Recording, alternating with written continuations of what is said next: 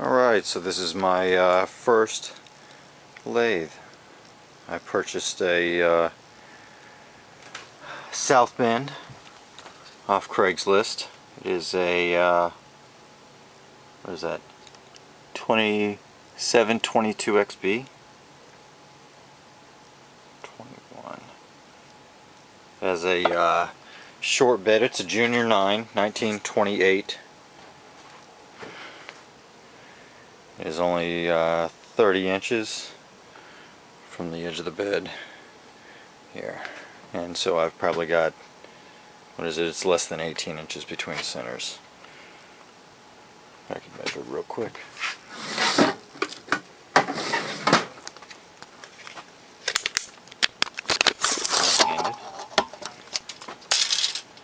Alright, so if I had a center in there, I guess I'm out to, yeah, 12 inches between centers. So it's not a very big lathe. I guess I could always get a bigger bed for it, but I think I'm going to keep it exactly the way it is. My plan is to build a larger lathe with the assistance of this lathe, because it has a hollow spindle, 13/16, just over 3/4. I can manufacture a longer lead screw for a larger bed, and I'll also be putting a keyway when I make the larger lead screw so that it can I can have power carriage feed, cross feed. So yeah, let's take a look at all at what came with it and what kind of shape it's in. It's pretty, I'm thoroughly impressed. I'm ecstatic, actually. Look, none of my gears are broken. Everything we got reverse, forward. Oh well.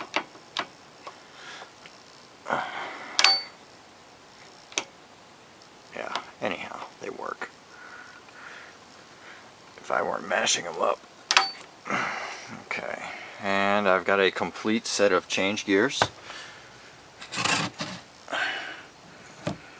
Everything needs to be cleaned up. It's in really good shape. It's just coated in oil and shop dust. I've got a 4-jaw chuck. Not sure who makes this. I haven't even looked at it yet. It appears to be, oh, how about that? Skinner Junior 4806 6-inch 4-jaw. So I got a 6-inch 4-jaw. I've got what the owner told me was an eBay faceplate, so it may not fit this just yet. I believe the threading is correct, but he said it may be too large to fit in the lathe. So it gave me a steady rest,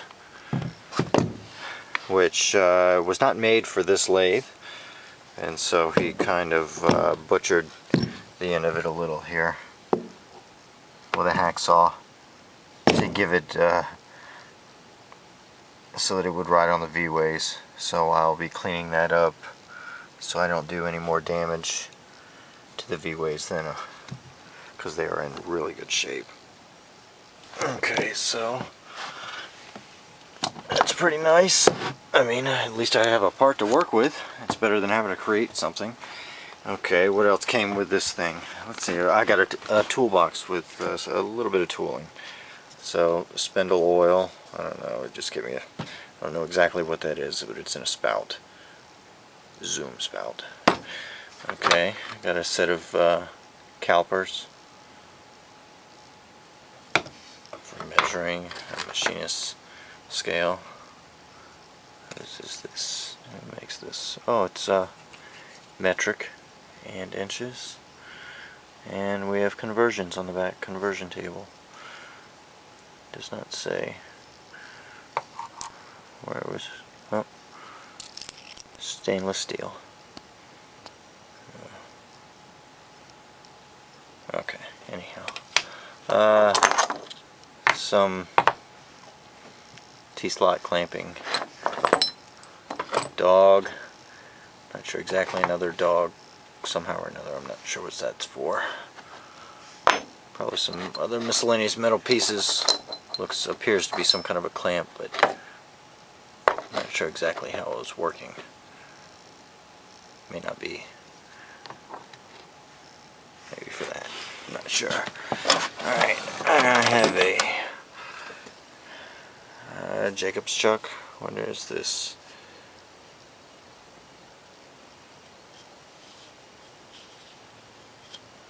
What do you have? JT33. I don't know if that's what brand this is. At any rate, the key. The key! A very old Craftsman toolbox. This is actually kind of a beauty in itself. It's rusted, but we can fix that to a degree. Assorted cutters, Armstrong, I guess, or no name cutters. Boring bar.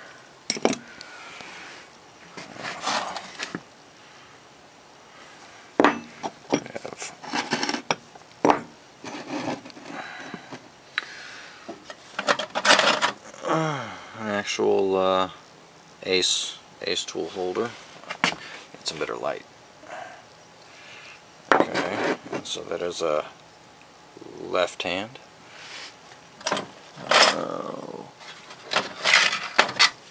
A knurling tool, self-centering knurling tool. So that's pretty cool.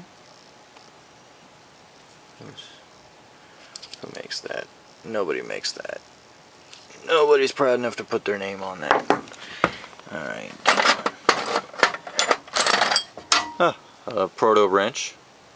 7/16. Doesn't fit a single... oh, I take that back. Fits for change gears. So, center. Straight cutting. Looks like it may have a threading bit in there. What do you think?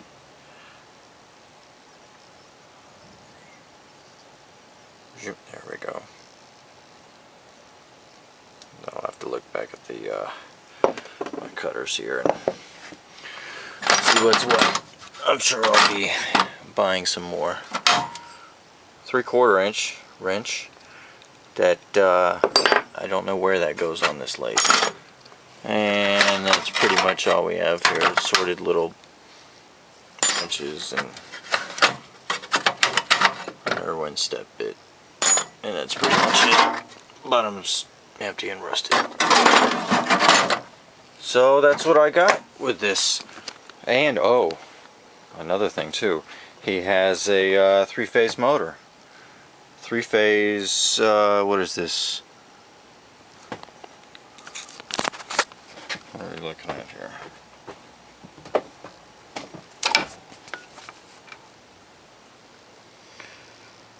Three-phase, 230 volt, 1/4 horsepower, 1/4 horsepower. Okay, and Marathon, I don't know. He said he paid a decent amount for that. And look at what else I got. A variable frequency drive, forward and reverse. And nice. He had this all wired up. I mean, that controller alone is worth as much as I paid for this lathe. So the guy was really nice that came out, brought it out to me. Apparently this open belting and open wheels here is a no-no, and so they made him get rid of it, take it out of the shop. He was an employee. He had brought it in to turn bushings and take care of some light work stuff at the shop, and the owner made him take it home. So there it sat, 2 hours away from his house, unused, until I picked it up from him. So I gave him $570, including shipping. He brought it out to me, drove 2 hours from his house to pick it up, and 2 hours from where it was to drop it off at my house. And it's no joke, we have the cast iron legs on here. I mean, I looked up the original literature on this, and it says that it was 650 pounds, and so he underestimated it when he thought he could move it. But here, look, I mean, this is absurd here. We have all of the original flaking. I mean, this is from 1928, so right before the Depression. So they put every bit of hard work and luxury you could get into this. I believe this is all the original paint. It's never been repainted. And it's black. I don't know if that's what they call Japanning. I'm not sure. I'm going to have to clean this off. It actually may. The cross slide looks like it. The compound looks like it might even be gray. Actually, it may be machine gray underneath. It's just so covered in oil. But look at that, the fish scaling from the flaking on the... That's so nice. I'm thoroughly impressed here. Let's get that out of the way.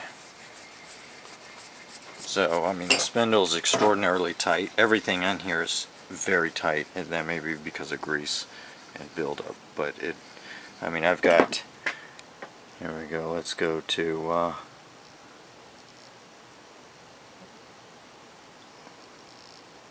0, 10, yeah.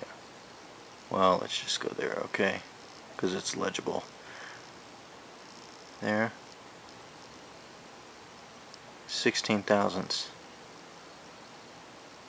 16 thousandths backlash on this machine, so it's not huge. I mean, I think that's acceptable. It's definitely workable. They complain about backlash, but from what I understand, that's your machining technique. You got to go out and come back in. Okay, and then look at this. We can see, I don't know if that, oh yeah, it shows up on camera. Look at that. You can see all the flaking done to the bed.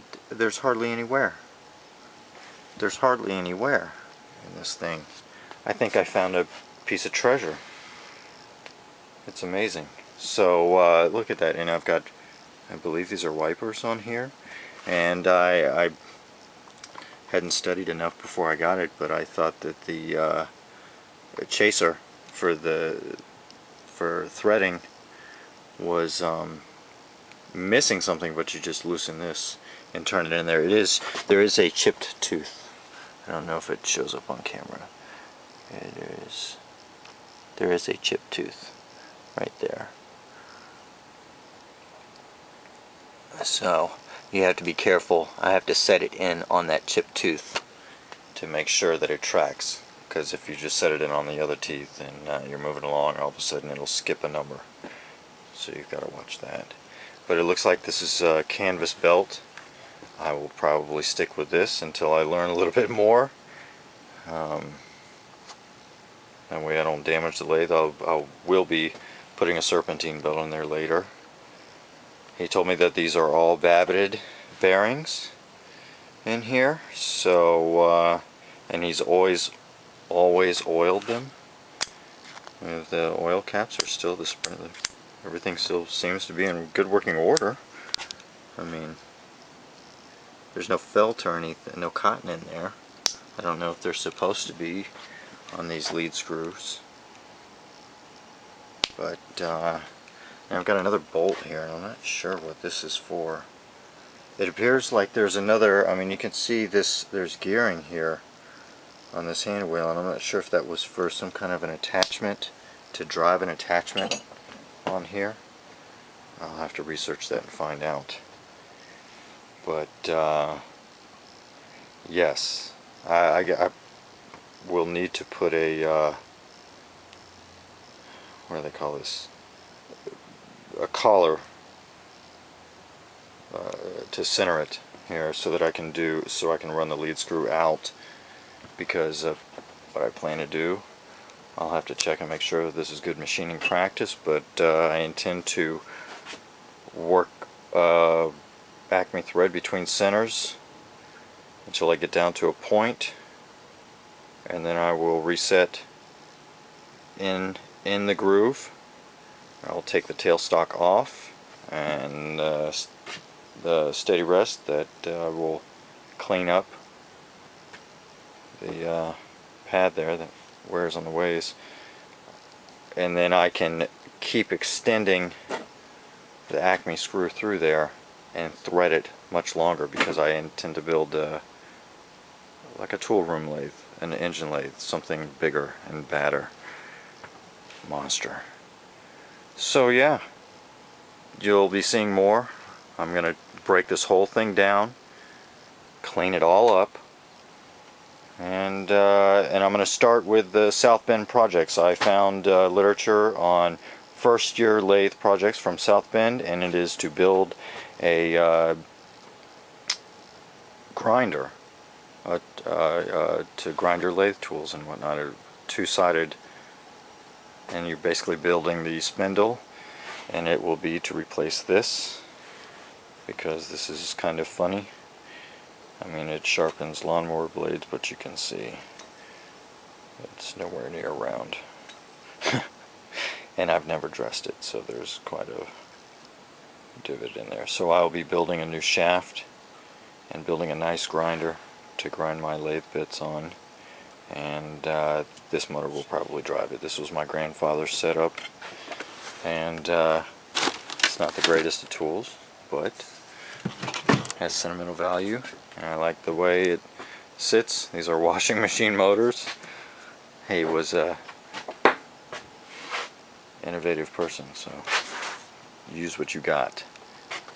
So and an old Black & Decker bandsaw that's supposed to be driven by a drill, but he put a 1/3 horsepower washing machine motor on it, and it works. I mean, it's a little machine, so don't overstress it, but that'll do the job. I've got a metal cutting band for it, but I do not use that. So at any rate, I will be building the I will be cleaning up and rebuilding this, and then I will be building a tool post, a bench grinder. So yeah, there we go. Oh, and yeah, I'd just like to give special thanks to my teachers and inspirers for this project, which are Mr. Pete 222, also known as Tubal Cain. He's a machine shop teacher out of Illinois. I think I've seen every video he's put on YouTube. And also Keith Fenner. I think I've seen every video he's put on YouTube. So I've got another project going too. I can show you of all these people. It's like a community. But oh, pardon me. I also have something inspired by Jafro Mobile. Can't see them, but those are lifters from IKEA. 2.4 lifters in the roller rockers, and they're being cleaned and plunged out. I only had to order one. Only one was destroyed in the process. So yeah, thanks to all you guys for your inspiration, and I'll be seeing more of you. Talk to you later. One more shot. There you go.